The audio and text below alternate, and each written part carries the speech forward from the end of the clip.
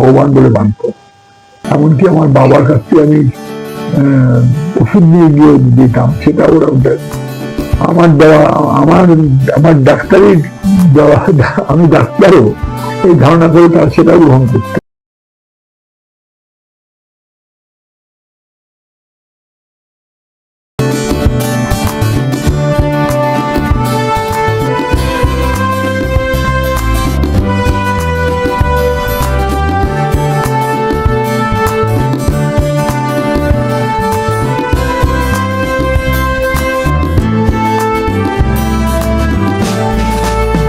নমস্কার, আজ আপনাদের সাথে এমন একজন মানুষের সাথে পরিচয় করাবো যিনি একজন বিশিষ্ট নাট্য ব্যক্তিত্ব তো বটেই, এবং সমাজের বিভিন্ন কাজে কর্মে জড়িয়ে থেকেছেন, যুদ্ধ করেছেন। আজ এতদিন পরে উনি কোনখানে এসেছেন আমরা ওনার কাছ থেকে শুনি। আসুন আলাপ করিয়ে দিই। বিশিষ্ট নাট্য ব্যক্তিত্ব চন্দন সেন মহাশয়, আপনার জীবনের শুরুটা প্রথম, আপনি তো একটা বলতে গেলে লড়াইয়ের মধ্যে দিয়ে এসেছেন এই খানটাকে, তো ওই শুরুর দিকের দিনগুলো কিছু কথা আমরা জানবো যেগুলো অনেকে জানেন না। আসলে আমার বাবা ছিলেন সরকারি হাসপাতালের ডাক্তার। তখনকার দিনে 50-এর দশক 60-এর দশকের ডাক্তার মানে হচ্ছে গ্রামাঞ্চলে যে ডাক্তারখানাগুলো ছিল সেগুলি ডাক্তার বাবুদের মানে একমাত্র ডাক্তার, একটা হাসপাতাল হচ্ছে একজন করে ডাক্তার, তাকেই সর্বস্ব করতে হতো। আমার বাবাও তাই করতেন, বিভিন্ন জায়গায় 3 বছর অন্তর ট্রান্সফার হতেন। আমি সেই সূত্রে ছোটবেলা থেকেই বিভিন্ন জায়গায় ঘুরেছি। তাই গ্রাম বাংলার প্রত্যন্ত অঞ্চল থেকে শহরাঞ্চলে আমার জানা হয়ে গেল এই কারণে যে আমি যখন মাধ্যমিক পরীক্ষা, তখনকার সময় স্কুল ফাইনাল বলতো, দিলাম, তারপরে পাশ করলাম, তারপরে আমাকে কৃষ্ণনগর গভর্নমেন্ট কলেজে ভর্তি হতে হলো। তখন আমার বাড়ি থেকে কৃষ্ণনগর গভর্নমেন্ট কলেজে এসে পড়াশোনা করার অসুবিধাজনক বিবেচনা করায় আমাকে হস্টেলে রাখা হলো। হস্টেলের লাইফটা এক ধরনের লাইফ, যে লাইফটা আমি অভ্যস্ত ছিলাম না। সেইখান থেকে আমি কৃষ্ণনগর গভর্নমেন্ট কলেজে চান্স পাওয়ার পর থেকেই বাবার স্বপ্ন দেখলেন। তখনকার দিনে সব বাবারা এই স্বপ্ন দেখতেন যে আমার ছেলে ইঞ্জিনিয়ার হবে বা ডাক্তার হবে, কারণ আমার বাবা ডাক্তার ছিলেন। আমাকে আমার ইচ্ছের বিরুদ্ধে আইএসসিতে ভর্তি করা হলো। আমি ইচ্ছের বিরুদ্ধে, আমার বরাবরই পড়াশোনার মানে আমি অঙ্কে কাছে ছিলাম, কিন্তু ইংরেজি, বাংলা, ইতিহাস ইত্যাদি সাবজেক্টে আমি ফার্স্ট হতাম। তার ফলে আমি সব গড়ে আমি দেখা গেল যে আমি সব বিষয়ে ফার্স্ট হয়েও অঙ্কে যেহেতু আমি 30 নম্বর পেতাম বা 32 নম্বর পেতাম 100-র মধ্যে, আমি সেকেন্ড হতাম। বরাবর আমি সেকেন্ড হতে পারি, ফার্স্ট হতে পারিনি। এরকম একটি মজার জীবনযাপনকে সামনে রেখেও বাবা আমাকে তার মতো ডাক্তার করতে চাইলেন। আমাকে আইএসসিতে ভর্তি করা হলো। সেখানে পড়তে পড়তেই আমার বাবা ট্রান্সফার হয়ে গেলেন উত্তরবঙ্গে। উত্তরবঙ্গে একটি গ্রামাঞ্চলে, যেটা এখনকার সময় মালদার একটা বিখ্যাত জায়গা গাজল, গাজলেরও ভেতরে রাস্তাঘাট নেই এমন আদিবাসী অঞ্চলে আদিবাসী মানুষের ভর্তি। আর জমিদার ঘোষবাবুদের দাপটে মানে চেনা ছবি যা ছিল তখনকার দিনে, সেরকম একটি জায়গা হাতিমারি গ্রাম। হাতিমারি সেই কোয়ার্টারে আমাদের থাকতে হলো, আমাদের আস্তানা। কিন্তু আমি তখন পাস করে গেছি, সুতরাং আমাকে আমার মাকে সঙ্গে নিয়ে থাকতে হলো মালদা শহরে। মালদা 56 বিঘা আমের বাগানকে যিনি কলেজে রূপান্তরিত করলেন, তার নাম প্রভাত প্রতিম মানুষ, একজন মালদার ইংরেজির অধ্যক্ষ, ইংরেজি বিষয়ে আমার হিসেবে অন্যতম শ্রেষ্ঠ শিক্ষক, আমাদের মালদা কলেজের অধ্যক্ষ দুর্গা কিঙ্কর ভট্টাচার্য। দুর্গা কিঙ্কর ভট্টাচার্য আমার আইএসসি রেজাল্ট দেখার পর বাবাকে ডাকলেন, ডেকে বললেন, ডাক্তারবাবু আপনার ছেলে ডাক্তার হতে পারবে না। এই দেখুন নম্বর, ইংরেজি থেকে শুরু করে বাংলা আর সংস্কৃতে কি নম্বর পেয়েছি, আর সেই তুলনায় দেখুন অঙ্কে বা অন্যান্য সাবজেক্টে, অঙ্কে কোনো রকমের পাস করে গেছিলাম মুখস্থ করে করে করে কি নম্বর পেয়েছি। আমি আপনাকে বলছি এখনকার সময়ে সারা মালদা জেলাতে মাত্র 10টা সিট আছে অনার্সের, ইংরেজিতে অনার্সের, কারণ ইংরেজিতে অনার্স কেউ পায় না। আপনি ইংলিশে অনার্সে ভর্তি করেন, আপনার ছেলে কি করবে, খুব নাম করবে। আমি সেই জন্য গ্রাজুয়েশনে ইংলিশে অনার্সে ভর্তি হয়ে গেলাম। বাবার ইচ্ছা বলবে, কিন্তু শেষ পর্যন্ত এই প্রিন্সিপালের কথা রেখে বাবা আমাকে ভর্তি করলেন। আমি প্রিন্সিপালের খুব প্রিয় ছাত্র ছিলাম। আমি কলেজে ইউনিয়ন করতাম। আমি কলেজের সবচেয়ে খারাপ সময়টা গেছে 1962-63, যখন আমাদের কলেজে প্রথম স্টুডেন্ট ফেডারেশন, অবিভক্ত কমিউনিস্ট পার্টির ছাত্র শাখা, তারা প্রথম হেরে গেল। কারণ তখন চীন ভারত সংঘর্ষ হচ্ছে, সমস্ত কমিউনিস্ট মনোভাবাপন্ন দল এবং তাদের ছাত্র সংগঠন বা যুব সংগঠন গুলোকে বলা হচ্ছে দেশদ্রোহী। ওই হুজুকে তখন দেখা গেল যে মালদা কলেজে আমরা হেরে গেলাম, কিন্তু আমি এটা অলৌকিক উপায়ে আমি জিতে গেলাম ইউনিয়নে। কেননা আমি খুব মেয়েদের মধ্যে ফেভারিট ছিলাম। প্রায় সমস্ত মেয়ে তারা তখনকার দিনে তৃণমূল ছিল না, কংগ্রেস ছিল, কংগ্রেস ছাত্র পরিষদ বা স্টুডেন্ট ফেডারেশন বা যাই করুক না কেন, সমস্ত মেয়েরা আমাকে ভোট দিল। আমি একমাত্র জিতলাম মেয়েদের ভোটে, মূলত মেয়েদের ভোটেই জিতলাম। মেয়েরা সবাই আমাকে খুব পছন্দ করত। এবার জেতার পর যে ঘটনাটা ঘটলো সেটাও কম রোমান্টিক নয়। জেতার পর দেখা গেল যে আমি ডিবেটে উল্লেখযোগ্য ভূমিকা পালন। তখনকার দিনে কলেজের ডিবেট খুব ইম্পর্টেন্ট ছিল। ডিবেট, আবৃত্তি, নাটক, মানে কলেজের নাটক যেমন হতো তাতে খুব উল্লেখযোগ্য ভূমিকা পালন করছি। আমি কি দেখছি না, কিন্তু আমি অভিনয় করছি বা আবৃত্তি করছি কিংবা ডিবেট করছি, এবং আমার সঙ্গে যারা যাচ্ছেন তারাও খুব নাম করে ফেলছেন। আমার তো নাম চারিদিকে ছড়িয়ে পড়ছে। এই অবস্থায় মালদার এসপি মেয়ে ভর্তি হলেন এসে ইন্টারমিডিয়েটে সায়েন্সে। অসাধারণ সুন্দরী, অসাধারণ সুন্দরী হলে ভুল বলা হবে। সুন্দরীর যতগুলো ব্যাখ্যা আছে সবগুলো ব্যাখ্যা ছাপিয়ে যাওয়া সুন্দরী। কেউ তার সাথে কথা বলতে পারে না, সবাই কথা বলতে চায়, কলেজে যা হয় আর কি। কেউ কথা বলতে পারে না। আমাকে সবাই মিলে, ছাত্র পরিষদ, স্টুডেন্ট ফেডারেশন সবাই মিলে বললো, ওই মেয়েটা এত অহংকার, এসপি মেয়ে বলে, তুই যা কথা বল গিয়ে। আমি মেয়েটার কাছে গেলাম, তার দিকে তাকালাম, তাকিয়ে আমার মনে হলো এই মেয়েটাই আমার ভবিতব্য। আমি তাকে বললাম, আপনার সঙ্গে কথা বলতে চাই। বলে, আপনি একই পথে পথিক, এরা অনেকেই আমার সাথে কথা বলার চেষ্টা করেন, কথা বলবো না। আমি ইউনিয়ন টুনিয়ন করে বুঝি না। আমার বাবা জেলার পুলিশের সুপারিনটেন্ডেন্ট। আমার সঙ্গে ফার্দার কথা বললে কিন্তু আপনি বাইরে গেলে অ্যারেস্ট হয়ে যাবেন। আমি বলবো আপনি আমাকে টিজ করতে আসছেন, যান চলে যান। এই অপমান আমার খুব গায়ে লাগলো। আমি বাড়িতে ফিরে সারা রাত জেগে একটা কবিতা লিখলাম, জীবনে প্রথম ও শেষ কবিতা, যেটা ওই মেয়েটিকে উদ্দেশ্য করে।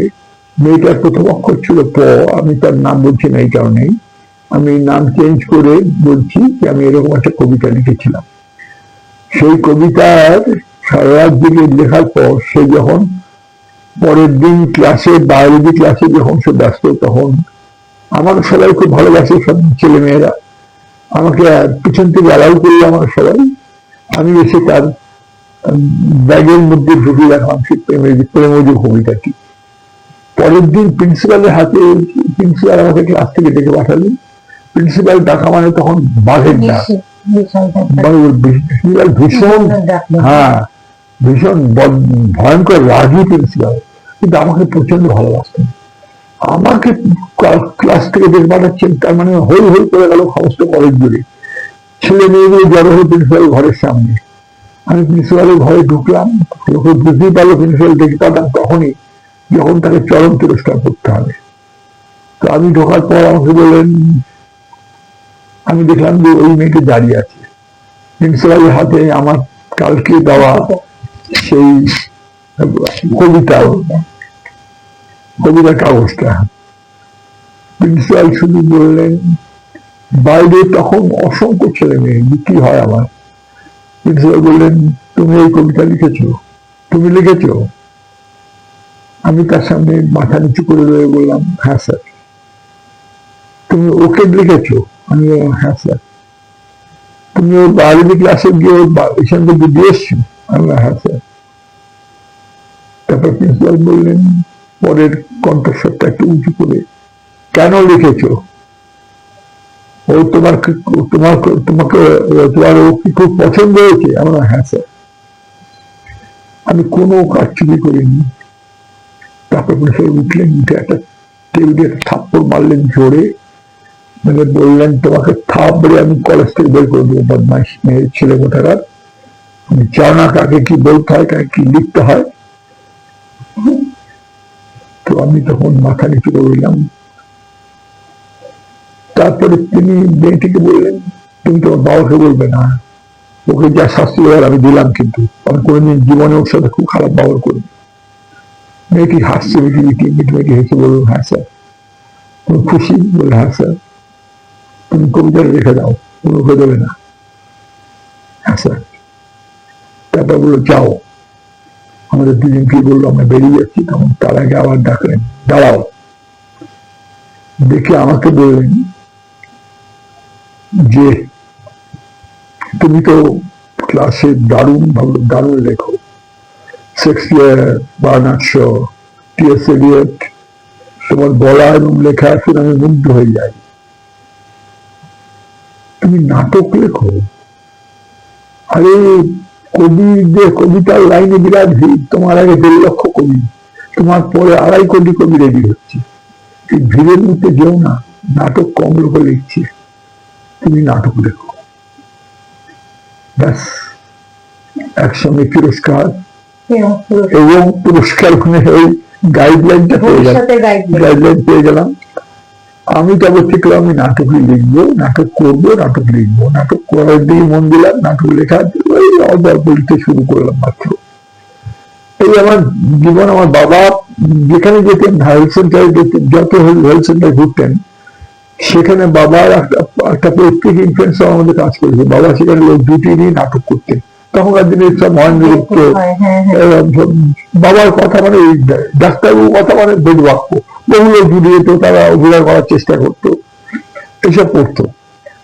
তাহলে নাটকের প্রতি একটা ভালোবাসা জন্মেছিলই, কিন্তু নাটক আমার লেখার যে ইন্সপিরেশন, সেটা আমার পেয়েছিলাম। এবং তারও আগে ওই মেয়েটি অসাধারণ সুন্দরী। তারপরে অনেক পরে যখন আমি কিঞ্চিৎ খ্যাতিমান হলাম, আমার নাটকগুলো বিভিন্ন মঞ্চে অভিনীত হতে লাগলো, ফার্স্ট প্রাইজ পাচ্ছে। তখনকার দিনে মফস্বলের মঞ্চে আমার নাটক মানে খুব জনপ্রিয় নাটক। 70-এর দশক, 80-র দশক, 90-এর দশক, চন্দন সেন মানে হচ্ছে জনপ্রিয় নাটক। সেই নাটক পুরস্কার পাবেই যেখানেই যাক, ইত্যাদি হচ্ছে। তখন আমার মনে হলো যে কলকাতার স্বীকৃতি না দিলে তো আসলে স্বীকৃতি পাওয়া যায়। তখনকার দিন এরকম কলকাতার স্বীকৃতি দরকার।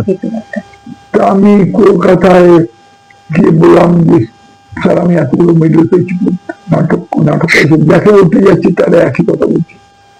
না, মফস্বলের নাটক হয় না কিছু। নামি লোকরা বললেন, নামি লোকরা তখনকার সময়। তারপর দেখলাম একটা হল তৈরি হচ্ছে, বিজন থিয়েটার, বিজন ভট্টাচার্যের নামে, রঙ্গনার উঠু দিয়ে।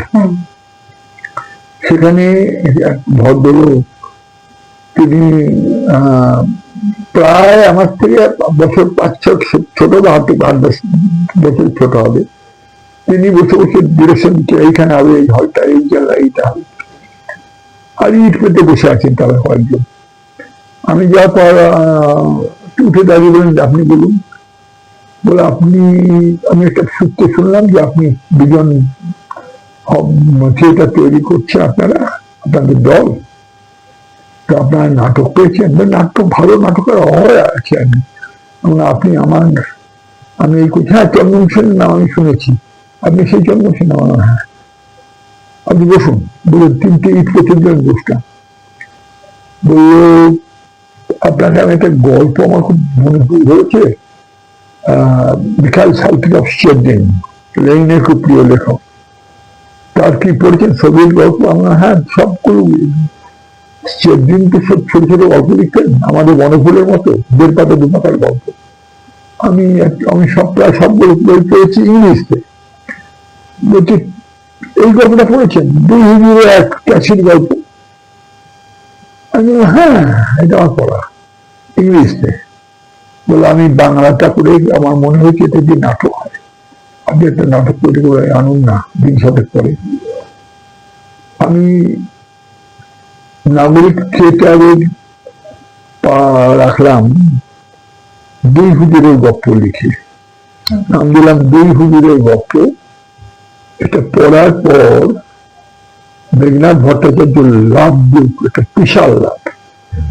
কি করেছেন আপনি জানেন না। ওদিকে ভানু বন্দ্যোপাধ্যায় আছেন, রানাখালি বাউলিং করছেন রমনা থিয়েটারে।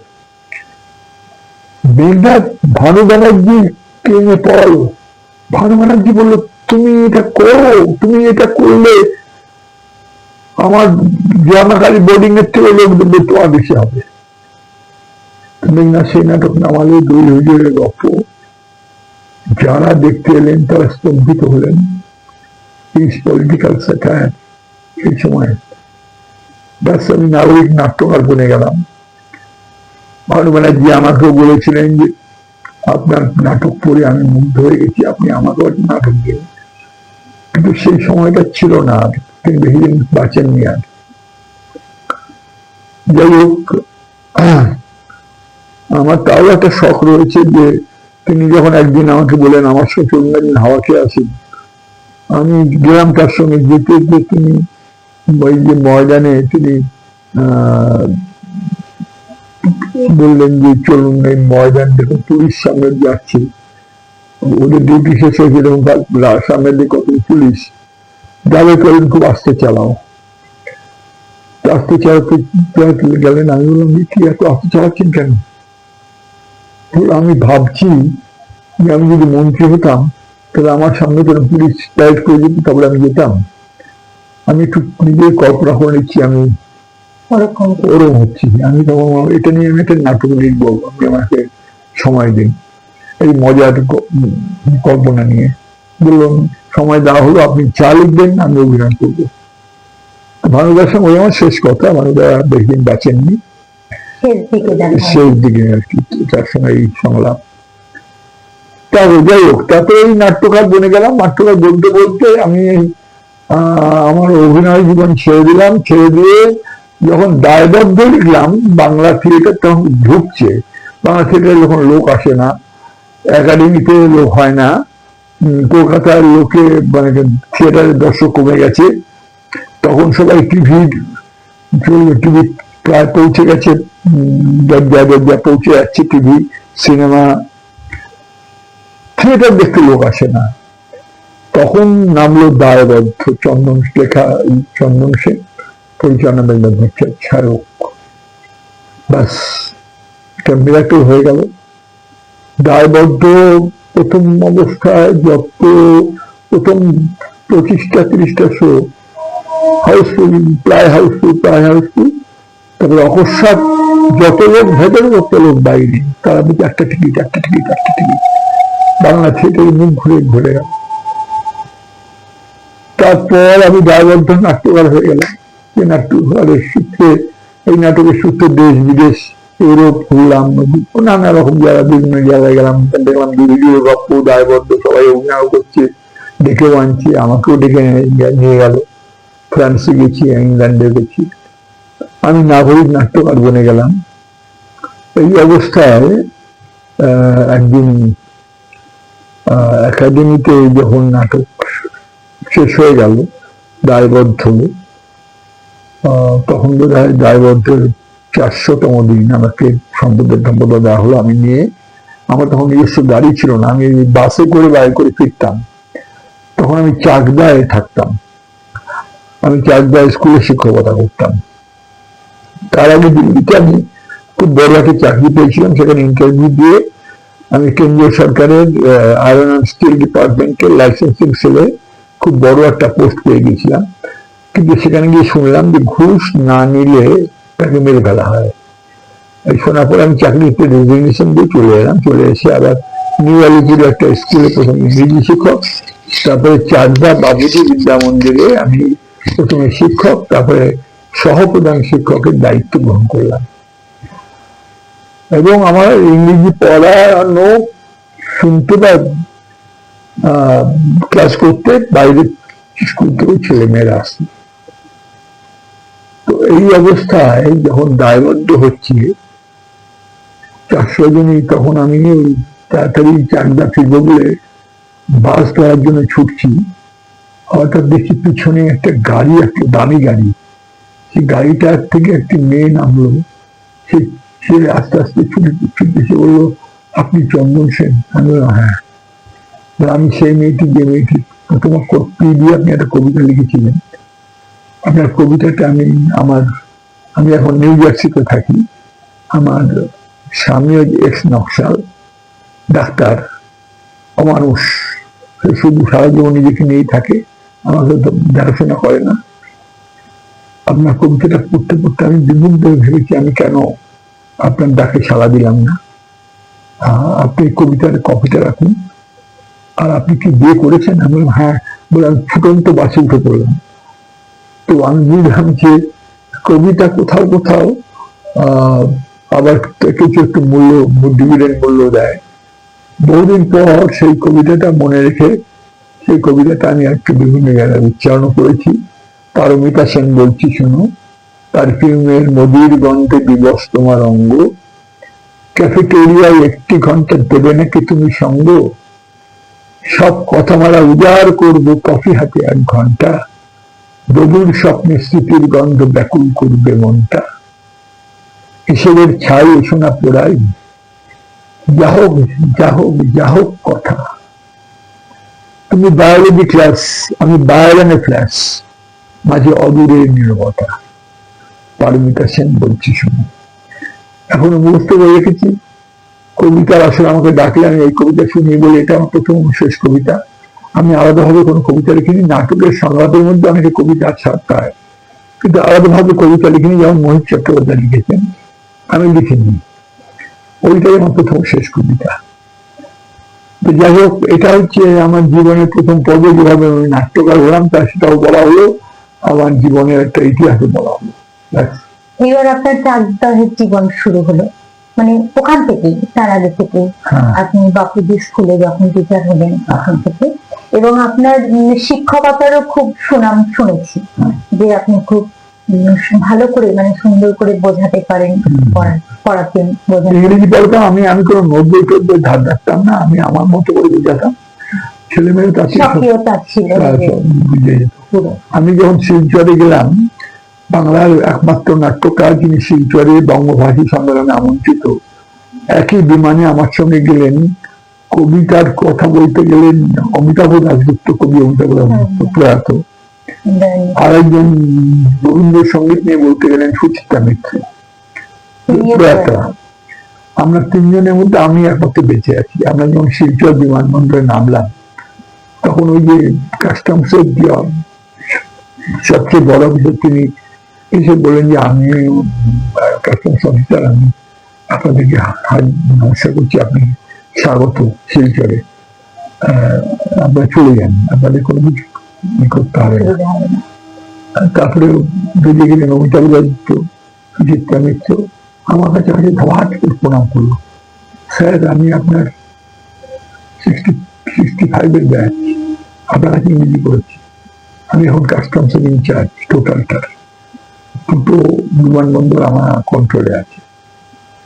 কোথাও যদি যান স্যার, আপনি যা খুশি, বিদেশি গেলে যা খুশি আনবেন স্যার, আমি বলে দেবো। তারপরে ঠিক আছে। আমি তো ভাবিনি যে প্রথমে আপনি বললাম তুমি এরম পর্যায়ে উঠেছো, ঠিক আছে। তখন বুঝলাম যে শিক্ষকতারও একটা অন্য মূল্য আছে, সেটা বুঝে নিলাম। এবং আমার ক্লাসে খুব ভক্ত হয়েছিল, সেই জন্য বললো যে স্যার আপনার আপনি যে ভক্তিটার নিদর্শন হিসেবে আপনি আমার দেওয়া এই জিনিসটা নিন বলে একটু চা টাকে দিল, আমি নিয়ে রাখলাম। আমি বললাম যে লোকে তো তোমাকে দেয়, তুমি আমাকে দিচ্ছ, এইসব বললাম। যাই হোক, তো পিছন থেকে সুযুক্ত মিত্র অবধারিত হো করে হাসছে, কি দিল চন্দন? আমি এই যে এই দিল। তুমি কাস্টমসের কাছ থেকে নিলে ওরা নেয়, ওরা দেয় না কিছু। তারপরে সুচিতা মিত্র সবচেয়ে মজার কথাটা বললেন, চন্দন যেটা পেয়েছে ওটা ওর নেওয়া জিনিসই পেয়েছে, ও কাল কাছ থেকে নিয়েছে, এটা চন্দন দিয়ে দিল, গুরু দক্ষিণা দিল। এইসব মজার হলো আর কি অনেক।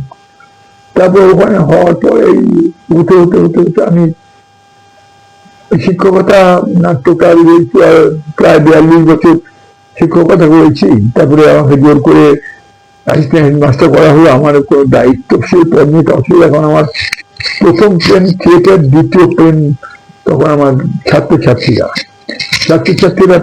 ওয়ার্নিং দিল, স্যার আপনি না এলে আমরা কিন্তু এবার থেকে ধর্মঘট করবো, আপনি আমাদের ক্লাসগুলো করবেন। তারপরে আমাকে ক্লাস করতে হতো, কিন্তু আমি ভাবতাম কবে আমি রিটায়ার করবো, কবে আমি রিটায়ার করবো। 60 বছর দিন এলো আমার জীবনের, সেটা মুক্তির দিন। আমি ভাবলাম যে এবার আমি থিয়েটারে হোল টাইমার হয়ে গেলাম। এবার থিয়েটারে হোল টাইমার হলাম, কিন্তু তার আগেই আমি চাকদাতে আমি চিনবে ঘোষালদের যে জমি ছিল রাজনৈতিক সেখানে গিয়ে আমি আন্দোলন করলাম। সেখানে গিয়ে আমি ওই আদিবাসীদের নিয়ে আন্দোলন করলাম। আদিবাসীরা ভগবান বলে মানত, এমনকি আমার বাবার কাছ থেকে আমি ওষুধ নিয়ে গিয়ে দিতাম, সেটা ওরা আমার দেওয়া, আমার ডাক্তারের দেওয়া, আমি ডাক্তারও এই ধারণা করে তারা সেটাও গ্রহণ করতে। আর তখন সিপিআই সিপিএম এর মারামারি শুরু হয়ে গেল। তখন সিপিএম আমাকে একটা জায়গায় আক্রমণ করলো। সেই খবর পাওয়ার পর আদিবাসীরা চাকদার বুকে প্রথম ও শেষবার একটা ঐতিহাসিক মিছিল করলো। টানি, বর্ষা, এসব সশস্ত্র মিছিল। চাকদা শহরের বুক কাঁপিয়ে দিল। চাকদা থানার ওসি এসে আমাকে জড়িয়ে ধরে বললো, স্যার আপনি আমাদের বাঁচান, এরা আমাদের থানায় ঢুকলে আমরা শেষ হয়ে যাবে। আমি ওদের যাই হোক হাত জোর করে ফিরিয়ে দিলাম। জেল খাটলাম অনেকবার ইতিমধ্যে, ওই জমি দখল আন্দোলনের যে আদিবাসী আন্দোলনের জেল খাটলাম, প্রচুর জেল তখন। আর তখনকার দিনে শিক্ষকরা মাস মাইনে পেত না, 3 মাস 4 মাস অন্তর পেত। মাস মাইনের দাবিতে আমি তখন একমাত্র সিপিআই এর মন্দার সদস্য, যে লালগোলা থেকে দমদম পর্যন্ত যতগুলো এবিটি এর দপ্তর, তখন এবিটি একমাত্র শিক্ষক সংগঠন, তার একমাত্র সম্পাদক আমার কেউ হতে পারত না। যাই হোক, সেই সূত্রেই আমার রাজনৈতিক জীবন, আমার শিক্ষক নেতার জীবন এবং একই সঙ্গে নাট্য জীবন অতিবাহিত হতে লাগলো। কিন্তু রিটায়ারমেন্টের পর আমার একটা জীবনে রয়েছে, সেটা আমার থিয়েটারের জীবন। কিন্তু আমি ওই জীবনটাও ভুলিনি, যে জীবনটা আমাকে মানুষকে চিনতে দিল যে আপনি একজন সমাজসেবী। আমি সমাজসেবী, সমাজ সচেতন। আমার নাটকে বারবার এই গ্রামীণ বাংলা, গ্রাম বাংলার মানুষ, তাদের দুঃখ যন্ত্রণা এসছে। আমি কোনো একটা, আমার টোটাল নাটকের সংখ্যা নাকি 2টো গবেষণা হয়েছে, একজন গবেষক লিখেছেন আমার নাটকের সংখ্যা 205, আরেকজন লিখেছেন 199। যাই হোক, আমি তো এসব গুনি না, আমি এসব সংরক্ষণও করি না। তবে আমার উপর বই বের করেছেন, আমার উপর লিখেছেন এসব। তো যাই হোক, তাতে দেখা যাচ্ছে যে বেশি দিন বেঁচে থাকার জন্য বেশি নাটক লিখতে হয়েছে। এখনো লিখছি। আমার হাতে এখন 2টো নাটক। একটা নাটক রিলিজ করছে 24শে আগস্ট, সেটা চারু মজুমদারের জীবন ও প্রেম নিয়ে একটি নাটক, বসন্তের বর্ধনের ঘোষ। এটা করছে কলকাতাতে বিখ্যাত প্রাচ্য বিপ্লব বন্দ্যোপাধ্যায় যা পরিচালক। আর একটি নাটক লিখেছি, সেটা 2টো দল নিয়েছেন, এখন জানি না কোন দলকে শেষ পর্যন্ত দেবো আর কি। আর একটি নাটক এখন তৈরি করছি ঈশ্বর গুপ্তকে নিয়ে। ঈশ্বর গুপ্ত আমার নদিয়ার সন্তান ছিলেন, তার জীবনে ট্র্যাজেডি, কমেডি সবটা নিয়ে একটা। এই যে আর পিরান্ডেল্লোকে নিয়ে এক নাটক লিখেছি, সেটা খুব জনপ্রিয় হয়েছে। আমি বার্টের বেস্টের নাটকের যে বইটা, সেটা আমার 6টা এডিশন হয়ে গেছে। বেকেটকে নিয়ে নাটক লিখেছি। ইউজিন অনিলকে নিয়ে আমি ভারতবর্ষে প্রথম একটি বই বের করেছি, মানে আমার পাবলিশার বের করেছে ইউজিন অনিলের 3টি নাটক চন্দন সিংহের লেখা, 3টি খুব জনপ্রিয় হয়েছে। এই আর কি। আমার নাটকে এখন দেবশঙ্কর হালদার অভিনয় করেন অনেকগুলো নাটকে, 3টি থেকে নাটকে দেবশঙ্কর করেন, অন্যান্যরাও করেন। শেষ পর্যন্ত আমি ওই নাট্যকার হয়েই রইলাম আর কি। কিন্তু এখন আমার মনে হচ্ছে জীবনের শেষ প্রান্তে এসে ওই জীবনটা আমার টান, যে মানুষগুলো আমার কথায় উত্তপ্রস্ত, যে মানুষগুলো ভেবেছিল যে তাদের জীবনের এই ছেঁড়া কাঁথার জীবন, তার জীবনের মধ্যে একটু সুখের জানালাটা খুলে দিতে এসছে মানুষটা, তারা বিশ্বাস করেছিল আমাকে, তাদের সেই কথাগুলো আমার এখন ডাকে। তার ফলে এখন আমি ওই যে মেয়েটা মারা গেল অভয়া, বাতিলোত্তমা, তার ডাকে যেমন যাই, রাস্তায় নেমে প্রতিবাদ করি, তেমনি নানা প্রতিবাদী অনুষ্ঠানেও আমি থাকি। অনেকেই থাকেন না, এখন যারা খ্যাতিমান হয়ে গেছেন তারা কেউই থাকতে পারেন না, বা ইচ্ছে করেই থাকেন না। তারা বলছেন ব্যস্ত আছি, এই মুখে মুখে বলবো, কিন্তু আমি কোনো মিছিল টিছিলে যাব না। আমার মনে হয় এটা সঠিক নয়। আমি এই কাজটাও করছি, আমি এই কাজটাকে আমি কর্তব্য বলেই মনে করছি। এই যে আপনার জীবনের কাহিনী, এর মধ্যে আপনার ফ্যামিলিও তো ছিলেন, আপনার একটা ফ্যামিলি ছিল আর কি, যেমন আপনার স্ত্রী ছিলেন, আপনার আমার স্ত্রী, আমার আমার এটা খুব মজার ব্যাপার। আমার সন্তান নেই বলে এখন বলতে পারছি যে আমার এত মেয়েরা আমাকে পছন্দ করে, কাকে দিয়ে করবো এই নিয়ে একটা ভয়ঙ্কর সমস্যায় ভয়ঙ্কর সমস্যায় পড়ে গেলাম। তার ফলে বাবা আমাকে তখন জন্য বাবাই সর্বস্ব ছিলেন। বাবা আমাকে দেখে একজন অপরিচিত মহিলাকে ধরে এনে বললেন, যে ছবি দেখিয়ে বললেন, তুমি পরশুদিন আমি কথা দিয়েছি তোমার সঙ্গে এর বিয়ে হবে। আমি তাকে চিনি না, শুনি না, এটা আমার না বলার ক্ষমতা নেই। বাবা বুঝতে পেরেছিলেন যে বাবা বিপন্ন বোধ করছেন, এত মেয়েরা খোঁজ খবর নিচ্ছে আমার, কোথায় আছি, কখন আছি। বাবা এইভাবে আমাকে বেঁধে ফেললেন সংসারে। তখন আমি রাজনীতি করি, কিন্তু বেঁধে ফেললেন। বাধাটা ঠিক মতো হয়নি, কারণ আমি আমার স্ত্রী বিয়ের 7 দিনের মাথায় আমি জেল খাটলাম। আমি আমার বউকে ভিড়ের মতো বলে গেলাম যে আমি বিকেলবেলা, সকালবেলা ধরে বিকেলবেলা ছেড়ে দেয়, আর বিকেলবেলা ছেড়ে দেবে, তুমি কান্নাকাটি করো না। বিয়ের ঠিক 7 দিন পরে, কিন্তু আমাকে ছাড়লো 15 দিন পরে। ওই 15 দিন ঢাকায় সেদিন কপালে সিঁদুর নিয়ে এসে তখন দিত, খাবার দাবার নিয়ে আমাকে জেলখানায় একটু পৌঁছে দেওয়ার চেষ্টা করতো, যেমন হয় আর কি। এইগুলো আছে। কিন্তু তিনি আমার কোঅপারেট করেছেন।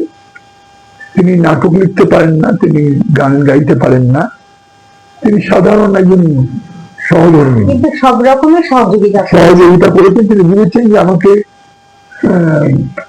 পৃথিবী আমার রেখোনা বেঁধে আমায়, এই গানটা সে বুঝতে পেরেছে, এই মানুষ যাকে পেয়েছি যাতে আমি সারা জীবন ওইভাবে এই সহযোগিতা আমার স্ত্রীর কাছ থেকে পেয়েছি, এখনো পাচ্ছি। আর আপনার আমার মা বাবা শেষ জীবনে দেখে গেছেন যে আমি খুব জনপ্রিয় প্রতিষ্ঠিত হচ্ছি, শিক্ষক হিসেবে প্রতিষ্ঠিত, জনপ্রিয় নেতা হিসেবে প্রতিষ্ঠিত হচ্ছি। তিনি আতঙ্কে থাকতেন সবসময়, কবে অ্যারেস্ট হবে, আর কবে অ্যারেস্ট হবে, কতদিন অ্যারেস্ট হবে, কতদিন অ্যারেস্ট হবে। বাবা বারবার বলতেন যে তুমি খুব তাড়াতাড়ি, অল্প বয়সে আমার বিয়ে হয়েছে। আমার স্ত্রী 18 বছর, আমার বেলা 23 বছর, তখন এরকম অল্প বয়সে বিয়ে হয়েছে। কিন্তু আমাকে সেই বাঁধনে তো মারতে পারিনি। তারপরে দীর্ঘদিন আন্দোলনে যুক্ত ছিলাম। এখন তো আবার আপনি পিতাও, আপনি একজন বাবা। আমার বাবা সেই হিসেবে আমার 2টি সন্তান, 2টি সন্তান, একজন সরকারি কর্মচারী, পশ্চিমবঙ্গ সরকারি কর্মচারী, আর একজন কোকা কোলা থেকে শুরু করে হিন্দুস্তান লিভারে সেলসের চাকরি করতে করতে সে অনুভব করলো যে আমিও নাটক লিখতে পারি, আমি চাকরিটা আমার পছন্দ হচ্ছে না, আমি অন্য কিছু করব। করতে করতে সেই শেষ পর্যায়ে সে ওই পোস্ট 35-36 বছর, আর মানে 40-এর কাছাকাছি বয়সে এসে সে নাটক লিখতে শুরু করলো। রাস্তাটা চেঞ্জ হলো, সে ছেড়ে দিল। জানেও না যে নাটক লিখে এমন পয়সা পাওয়া যায় না। আমি তো জানতাম নাটক লিখে পয়সা পাওয়া যায় না। তারপরে হঠাৎ দেখা গেল যে আমার নাটক পিছু হবে 20,000-25,000 টাকা করে দাম হচ্ছে। নাটক লিখে পয়সা পাওয়া যায়। আবার অনেক দল আছে যারা পয়সা দিতে পারে না, তারা যা পারে দেয়, তাতেই আমি নাটক দিয়েছি। আমার বহু দল আছে। আপনার লেখা, আপনার মনে হয় যে আপনার লেখা কোন নাটকটা সবচেয়ে সেরা এবং তাতে সবচেয়ে ভালো অভিনয় করেছেন কে?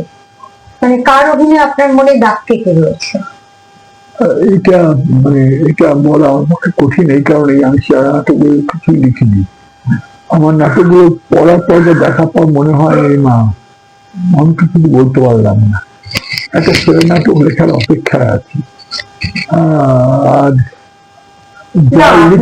দর্শকরা বলেছেন যে বা কোনো অন্য কেউ একটা সময় আমার সঙ্গে বলা হতো চন্দ্রমঞ্জুর মানে হচ্ছে জনপ্রিয় নাটক। আমার নাটক 700 রজনী হবে, দায়বদ্ধ 700-র উপরে হয়েছে।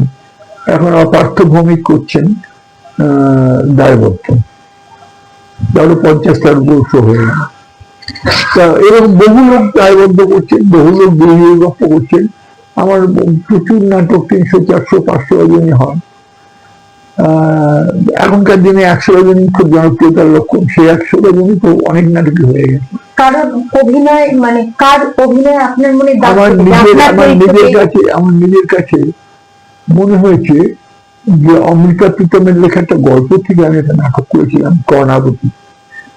সেই কর্ণাবতীতে সুদীপা বসু অভিনয় করেছিলেন, মৌসুমী সাহা বোন অভিনয় করেছিলেন, বেঙ্গাল ভট্টাচার্য নির্দেশনা দিয়েছিলেন শাহরুখে। ওই নাটকটা লিখে একটা দারুণ তৃপ্তি পেয়েছেন। ওই নাটকটা আমার একটা পছন্দের নাটক, আমার প্রিয় নাটকের মধ্যে একটা। দ্বিতীয় প্রিয় নাটক সোনার মাথাওয়ালা মানুষ। এটাও আমি লিখেছিলাম মালফাল পড়বে, একটা গল্প আমার খুব টানত। গল্পটা ভুলে গেছিলাম, কিন্তু একটা গল্পের মধ্যে আছে যে মাথার রক্ত পড়লেই, কোনো কারণে মাথায় আঘাত লাগলো, রক্ত পড়লেই রক্তটা সোনা হয়ে যাচ্ছে। সোনার মাথাওয়ালা মানুষ, এই মানুষটার জীবন বিপন্নতা, এটা নিয়ে সোনার মাথাওয়ালা মানুষ। এই নাটকটা আমার খুব প্রিয় নাটক, একটু অন্য ধরনের নাটক। আর অনিকেত সন্ধ্যা, যেটা খুব বিখ্যাত নাটক, হলিবল করেছে নিজের দল অনিকেত সন্ধ্যা, হলিবল চাকদার। তারা এই 514তম অভিনয় করবে। টেলিভিশনে হয়েছে, তারপরে দিল্লিতে হয়েছে, মানে এতে হয়েছে, বম্বেতে হয়েছে, পুনেতে হয়েছে, আর সারা পৃথিবীতে অজস্র দল করেছে। অনিকেত সন্ধ্যা খুব ভালো নাটক। যখন নয়, যখন বাঙালি জীবনে ততখানি বেশি আসেনি, ওই যে কি বলে ওল্ড এজ হোমের কনসেপ্টটা যখন আসেনি, তখন অনিকেত সন্ধ্যা সেই সময়ের লেখা, যে বৃদ্ধটাকে শেষ পর্যন্ত ওল্ড এজ হোমে নিয়ে যাওয়া হচ্ছে। ওটাও এখনো পরশুদিন আগের দিন হয়ে গেল কি বলে বালি রবীন্দ্র ভবনে, সেখানেও মানুষ কাঁদতে কাঁদতে বাড়ি ফিরেছে। এই আর কি। যাই হোক, এগুলো ভালো নাটক, কিন্তু আমার কাছে খুব প্রিয় নাটক এখনো লেখা হয়নি, লেখার অপেক্ষায়। না, প্রত্যেকটা শিল্পীর কাছেই যদি সেরাটা বেরিয়ে যায়, তাহলে তখন তো তার ওটাই অন্যরকম লেখা হবে, শেষ লেখা হবে। তারপর আর তার মনে হবে না যে এটার থেকে ভালো আমি লিখতে পারবো। প্রত্যেকটা শিল্পীরই আমার মনে হয় মনের কথা এটা। আপনার সবচেয়ে প্রিয় মানে অভিনেতা অভিনেত্রী কারা, যাদের অভিনয় আপনার মনে হয়েছে যে আমার চরিত্রটা জীবন্ত হয়েছে, আমি যা চেয়েছিলাম সেটাই পেলাম, এরকম? আমার সবচেয়ে মানে যারা অভিনয় করেছেন আমার নাটকে, তাদের মধ্যে যেমন মেঘনাথ আছে, ভালো অভিনেতা, পরিচালক, ভালো, খুবই ভালো পরিচালক। তেমনি আছেন অশোক মুখার্জি আছেন, তিনি আমার দুটো নাটক পরিচালনা করেছেন। একটা হচ্ছে বিয়ে গাউন্ডি কাঁদন ছাড়া, এটা আমার খুব প্রিয় নাটক। মেয়ে, মুসলিম মেয়েদের বিয়ের গান যারা গায়, তার নিজেরা কাহিনী বানিয়ে বানিয়ে গায়, তাদের জীবনের যা মর্মান্তিক জীবন, সেই জীবনকে নিয়ে আমি নাটক লিখলাম। সেই নাটকটি খুবই ভালো, অসাধারণ পরিচালনা করেছিলেন থিয়েটার ওয়ার্কশপ থেকে। এই নাটকটি হয়েছিল অশোক মুখোপাধ্যায়। তিনি আমার লেখা আরেকটি নাটক করেছিলেন, সেটার নামটা আমি ভুলে গেছি। যাই হোক, এটা মোটামুটি ভালোই হয়েছিল। আর মানে এরকম অনেকেই করেছেন, আমি তো সেগুলো বলতে পারবো না। তবে এখন যা হচ্ছে তাতে অনেকেই আমার নাটক করেন, সে আমি সবটা খবর পাই না, এখন সবাই বই আকারে প্রকাশিত, বই থেকে করছেন। আমার যে সব মিলিয়ে আপনি এই এই জায়গায় এসে এখন আপনার ভেতরে কি মানে সন্তুষ্টি আছে তো, যে আমি এটা নিয়ে সন্তুষ্ট? খুব না, আমি একেবারেই অসন্তুষ্ট। আমি অসন্তুষ্ট এই কারণে, এমন একটা সময় বাস করছি যখন সময়টা আমাদের নাকি দুঃসহ সময়। আমরা অনেকগুলো খারাপ সময় কাটিয়ে এসেছি। আমাদের যখন এক জরুরি অবস্থা হয়েছিল, তখন কথা বলতে পারতাম না, গান গাইতে পারতাম না, রবীন্দ্রনাথের গানও নিষেধাজ্ঞা চলে এসেছিল, এইগুলো হয়েছিল। কিন্তু মানে এইরকম অবস্থা হয়নি। মানুষ, বাঙালি বিদ্বেষের এরকম আসেনি। আবার বাঙালির জীবনে এত পলায়নবাদী মানসিকতাও আমি দেখি, ছিল না। এত এসকেপিজম, এত পলায়নবাদী মানসিকতা। আমি লাস্ট একটা প্রশ্ন আপনাকে করব, যে এখনকার রাজনীতি আপনার কেমন লাগে? যখন আপনারা রাজনীতি করেছেন তখন কেমন ছিলেন? কারণ আগেকার দিনে রাজনীতি করে মানুষ প্রচুর হয়েছে, আর এখন যারা রাজনীতিতে আসে তারা প্রচুর টাকা করে ফেলে, বড় লোক হয়ে যায়। তো এই নীতিটা আপনার কিরকম মনে হচ্ছে? না, সেটা তো মানে ব্যাপারটা হচ্ছে, আগেকার দিনে নাটক করে পয়সা পাওয়া যেত না, মানে নাটকরা লিখতেন, তারা পয়সা দিতেন না। আমি যতদূর জানি, বিলাস ভট্টাচার্যের মতো অত বড় নাট্যকার ছিলেন, যিনি বিশ্বরূপায় নাটক লিখতেন। বিশ্বরূপা তাকে থাকবার জায়গা দিয়ে দিয়েছিল। তা সত্ত্বেও তার নামের বদলে যখন দেখা গেল যে বিশ্বরূপার একজনের নাম প্রকাশিত, তিনি প্রতিবাদ করতে গেলেই তাহলে আমার নাম ছাপা হয়নি কেন, তাকে ওখান থেকে বাড়ি ঘর থেকে বের করে দিল, তোমার এখানে রাখতে হবে না। এটা বিবাহ ভট্টাচার্যের জীবনে ওইসব ঘটনা ঘটেছে। সেই জায়গা থেকে এখনকার সময়টা আরো খারাপ। এখনকার সময়টা হচ্ছে যে মানুষ মুখে কিছু বললেও পাবলিকলি অন্যায়কে অন্যায় বলা, আলোকে আলো বলা, অন্ধকারকে অন্ধকার বলা, সেই সাহসটা হারিয়ে ফেলছে। বাঙালি জীবনে এর চেয়ে বড় দুর্দিন কখনো কখনো আসেনি।